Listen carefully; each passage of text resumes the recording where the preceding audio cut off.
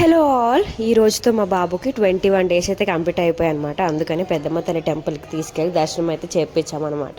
ఆస్ని full excited, మంచిగా hi hi చెప్పింది. So after delivery ఇదే ఫస్ట్ టైం వెళ్ళడం పెద్దమ్మ టెంపుల్కి. సో మా హస్బెండ్ అయితే మంచిగా దండం పెట్టుకొని కొబ్బరికాయ కొట్టేశాడు అనమాట. నేనైతే చాలా హ్యాపీగా ఉన్న. డెలివరీ అయ్యాక ఎప్పుడు పెద్దమ్మ తల్లి టెంపుల్కి వెళ్దామని చాలా వెయిట్ చేశాను అనమాట. ఆ పెద్దమ్మ తల్లి ప్రసాదం అనమాట. నాకు ఇద్దరు పిల్లలు కూడా. ఇంకా ఆస్నికి పులిహోర అంటే చాలా ఇష్టం కాబట్టి ఒక పులిహోర తీసుకొని ఆస్నికి అయితే తినిపించేసాను.